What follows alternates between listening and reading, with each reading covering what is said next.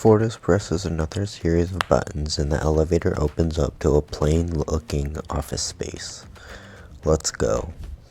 He pulls King up by his bindings and places the mortal on his shoulder. Being carried by a big, strong man would be more fun if I wasn't being held against my will.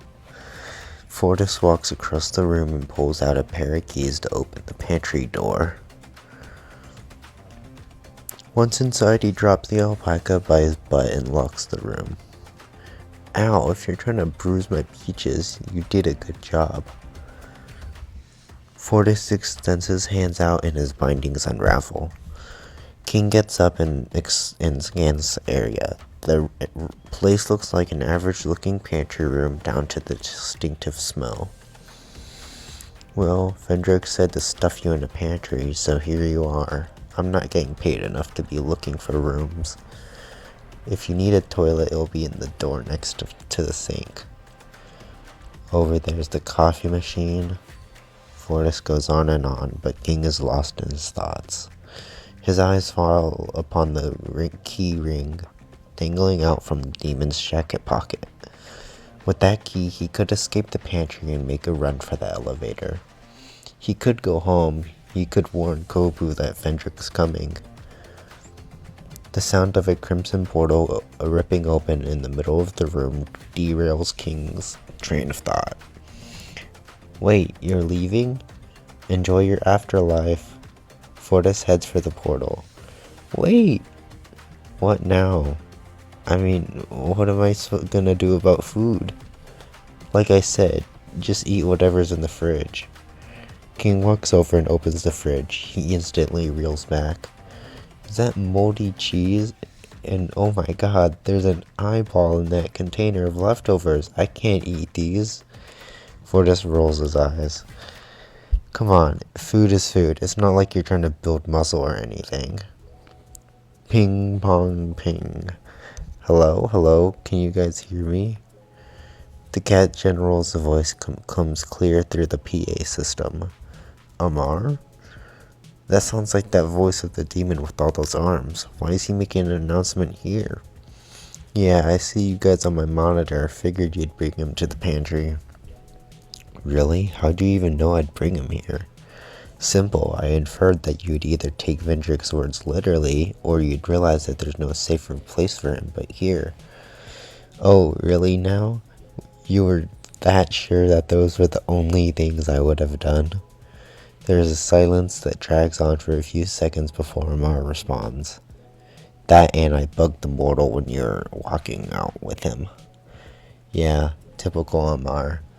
A small spider bot no bigger than a grain of rice leaps off King's shoulder unnoticed and crawls up the ceiling to sit on the PA speaker. It glows red. Cameras are on. Hi, mortal. Hi. King waves hesitantly in the direction of the PA system. Anyways, the alpaca is right, and we've got to fulfill his basic needs if we plan on sending him back to Earth in one piece. Then you do it, if you're such an expert. I'm already on it. Kobu previously wanted to acquire mortal snacks without going through the hassle of traveling to the mortal plane. So he requested that I build a processor that could churn out the things he wanted. I just need to make sure it's working right and check if it still has that bug whereby it explodes when coming into contact with water. Ugh. Right. And that means I need entertainment too. You're a prisoner. What do you need entertainment for? Well, the alpaca puffs out his chest and tries to look intimidating. He steps closer to the larger demon and pokes him in the chest. Well, wow, this is solid. King retracts his hand and tries to start over. Well, I'll go crazy if I just remain stuck in this room with nothing to do. At least get me something to read. Fortis huffs and growls. Fine, then read this. He grabs a nearby jar of coffee powder and shoves it towards the alpaca's snout. King slaps Fortis' hand away. Hello, honey. Reading this label off a jar of coffee powder isn't stimulating. Whoa, what was I expecting? You meatheads down here are the same as the ones up on Earth. You're all about the gains. Excuse me, I happen to be very well read. I'm not the second strongest demon general just by getting on my strength alone. Number 2? I flush a number 2 down the toilet every morning, mister. Ooh. King and Fortis sternly look at the PA system. Sorry, carry on. Fortis's entire body trembles. As a result, his body heat skyrockets, making the alpaca take a few steps back in order to keep his fleece from catching fire. Listen here, you're in no position to make demands. You're gonna be a good little mortal and just sit here and take what I give you. They both leer at each other, neither budging on their stance. If you're gonna leave me to be bored out of brains, I'd go on a hunger strike. Oh yeah? Well, this meathead has created chasms with these hands. I'm sure I could open that pretty little mouth of yours and make you eat. Do it and I'll bite your finger. Ha, as if you could hurt me, I might just like it. What? The sound of crunching popcorn echoes through the room from the speaker system. Amar. Oh, whoops, forgot I had my mic on. Fortis turns back to the alpaca. Wispy steam emanates from Fortis as the sweat dripping down from the demon's fist evaporates from his intense body heat. He takes in one deep breath and his body temperature drops. Buh. He closes his eyes for a while, then opens them again. Sports magazine's okay for you? Okay, I'm gonna need a box of tissues if you're gonna make me read that. What? For the inspired sports segments. You know, the parts where they talk about how they got into sports and all that. Right. Fortis shakes his head and leaves through the portal. Boy, he's grumpy, huh? King sighs loudly and places his hands on his hips. I'm sorry, Amar, was it? Yup. You sound like a nice demon. Can I have some privacy so I can rest? Oh, don't worry, these recordings are merely for research purposes. Come on, what if I need to do some private things? I encourage that completely. Go for it. I want you to do everything, whatever comes naturally to you. Then I'll smash your bug. I welcome you to try, but give me valuable data for the next model. While you do so, let me play some relaxing music to go with it. I'll be there soon with the food machine. Have fun. Gentle music starts playing from the spider pot. King sighs, defeated. He walks over to a nearby chair and sits down. Things would be easier without a camera watching him, but his time in the convenience stores long taught him how to avoid such surveillance. Now, how do I steal the key from that walking bulldozer? On your way to your apartment, you receive a message from Anna at the store. The siblings wanted to discuss how to divide up the work while King is out of commission. Mike offers to be in charge of depositing the day's earning, just as he has been helping King before. You propose to get another staff member on board to help lighten the workload. The siblings agree to put up a post telling anyone that the shop is hiring. Until there is a new hire, each of you will have to handle a shift on your own. A prospect Mike hates out of concerns for his sister's safety, but all you agree is that there's no choice for now. You can't help but mumble under your breath on how unfortunate all this additional work is. You're so distracted by thoughts about the list of things you need to prepare for the next day that you nearly walked past your apartment. We're here. Wow, look at this sad, lonely, miserable-looking pile of bricks. Stinks of misery and cheap paint. But so where's your place? This is where I live. Oh. You walk ahead with your head held low. I mean, it's a charming crib. I lived in somewhere like this before. And hey, look at all those stairs. Look at how they support your weight. That's crazy. Turning on the lights, you both enter the unit. Whoa, not bad. The ghost floats above to your bed. You feel self-conscious that you let your messy bed untouched since the day you went for that game night with King. Toast floats off to the bathroom. You have a washing machine in your bathroom? That's some fancy shit, man. You don't know if he's being honest or condescending. Toast, I'm sure you've seen nicer homes than this. But they don't have a washing machine, toilet, bathroom combo. He enters the kitchen. You set your bags aside and sit in front of your laptop at the table at one side of the room. Even bending your knees to sit down is a challenge as you feel your quads burning. With some degree of security being back in your home, you decide to watch a video before taking a nap. Hey.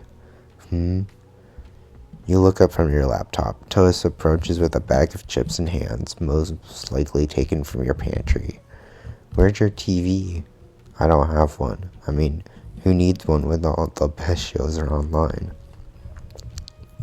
What? You mean that internet thing? There's nothing on there but a dancing baby and that pet rock website, GeoPets. You're telling me they have shows on there now? He said next to you. I'm beginning to suspect you died a pretty while back. Everyone uses the internet now. It's where you buy things, see other people's daily lives, and yes, watch movies and TV shows or any random clips like that. But you can't enjoy a movie like on something that small. You need a big-ass TV screen. And you're speaking from experience? Heck yeah, back when I was 10, I found this huge-ass TV that someone left in the dumps and brought it home. PB was able to fix it up, and we'd watch movies on it every Friday night. We watched so many movies on that thing. I think my favorite was the one about a fox that got in an accident and was turned into a robot policeman. Who's PB? My little brother. I guess he got all the brains in the event in the relationship. Toast instantly turns to the screen. That's not important. Let's watch a movie. I want to watch that Robo Fox movie one more time. If you want, I can go get a TV from the guy downstairs. Please stay away from the landlord, and absolutely no stealing. Look, we can watch it all online now. Robo Fox, right? Let me just boot up the site, and there.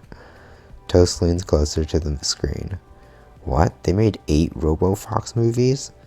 They rebooted the series after the 4th movie. I heard that all the reboot did was a lot shh, don't tell me. I want to be surprised. So which one do you want to watch? All of it, right from the beginning. Alright, I'll send it to autoplay cause you yawn. I don't think I can keep my eyes open any longer. Do it. After hitting the play button, the sound of the movie's opening scenes fills the room.